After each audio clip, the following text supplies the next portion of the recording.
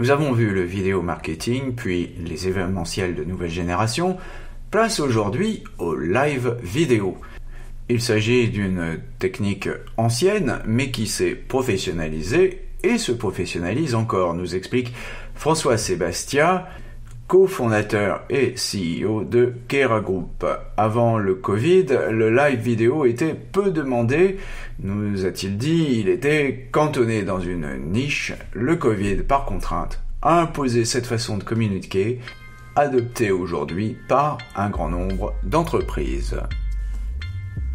Des interviews, des chiffres, des faits, des études. Pas de blabla, ce sont les podcasts de Visionary Marketing disponibles sur toutes les bonnes chaînes de balado-diffusion. Bonjour, je suis Yann Gourvenec, bienvenue dans les podcasts de Visionary Marketing. Le sujet du jour, live vidéo, content marketing et professionnalisation avec François Sébastia de Kera Group.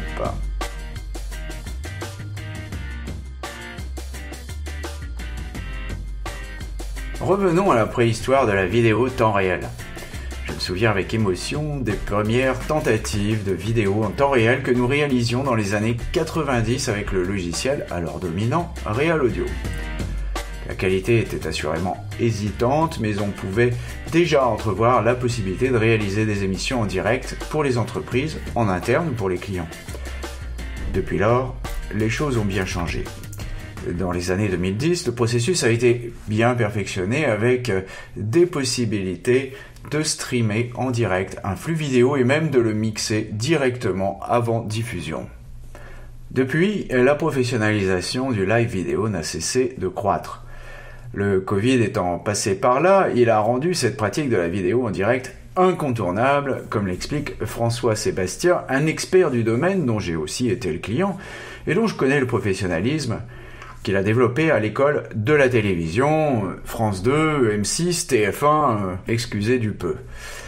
Car c'est bien de cela qu'il s'agit ici. La professionnalisation du live vidéo ne dépend pas que de la qualité de la réalisation, nous explique François.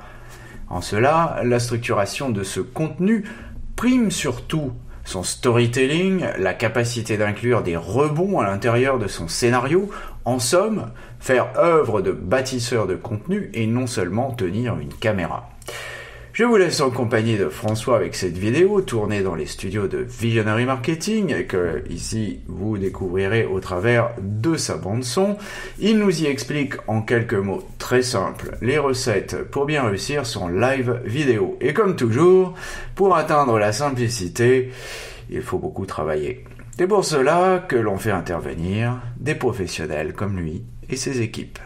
Un live vidéo, c'est tout simple. C'est une captation qui est diffusée en direct sur le web et qui permet une interactivité avec les internautes. Avant le Covid, le live vidéo était peu demandé et était dans une niche. Le Covid, par contrainte, a imposé cette façon de communiquer et aujourd'hui, elle est adoptée par un grand nombre. Les clients ont pris conscience qu'un live vidéo pouvait être une formidable caisse de résonance puisqu'il n'y a aucune contrainte physique et géographique. On est aujourd'hui dans une professionnalisation de ce live vidéo. Le live vidéo, qui était une prise de parole simple face caméra, est en train de devenir une émission et un rendez-vous récurrent, structuré.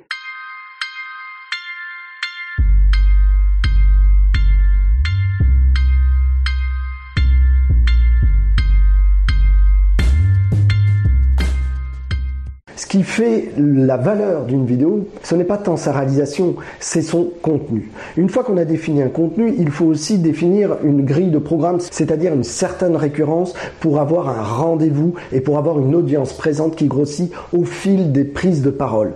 Et ensuite, on y applique finalement l'ensemble des techniques audiovisuelles et en particulier de la télé que sont avoir un rythme, éviter les tunnels, avoir un habillage, un découpage clair et précis et des rendez-vous à l'intérieur de ce rendez-vous général, des rendez-vous sous forme de rubriques pour créer de l'attention et que le message soit bien entendu. Et ensuite, on y met la couche de l'interactivité, soit parce qu'on souhaite recevoir et récolter un certain nombre de data, soit parce qu'on souhaite interagir avec son audience et en particulier les internautes.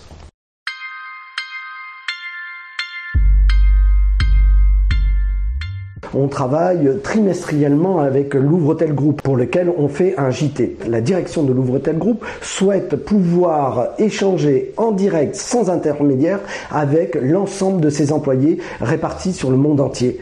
Et le live ne connaît pas les frontières, est un formidable outil pour pouvoir avoir ce lien direct avec une audience donnée.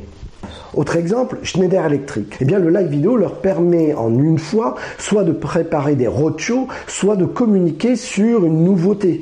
Et ce, sans contrainte géographique en une fois et d'échanger avec l'ensemble des électriciens qui utiliseront ensuite cette nouveauté. Autre problématique, HelloWork est une société basée à Rennes et qui souhaitait, à l'occasion de leur changement d'identité, communiquer auprès de la presse nationale. Eh bien, HelloWork a utilisé le live vidéo pour avoir là encore une couverture géographique large et aussi un échange direct avec l'ensemble des journalistes qui étaient connectés.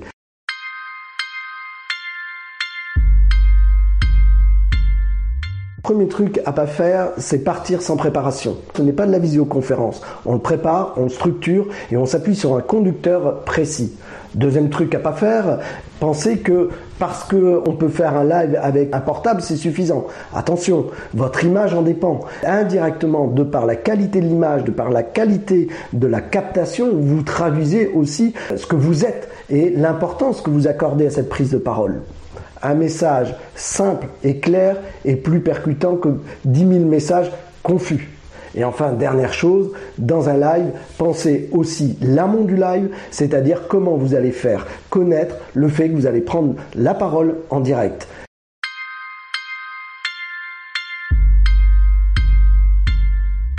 Il faut faire du live si on en a une utilité et si on veut couvrir une zone géographique sans contrainte. Après, il s'agit d'abord de définir quels sont les objectifs de communication et peut-être que, en fonction des objectifs de communication et des contraintes pour déployer sa communication, le live est opportun. On définit d'abord les objectifs et ensuite, le live n'est qu'un outil comme d'autres et on voit si il peut répondre à cet objectif ou pas. Surtout, n'oubliez pas de mettre une bonne note à ce podcast si vous l'avez apprécié.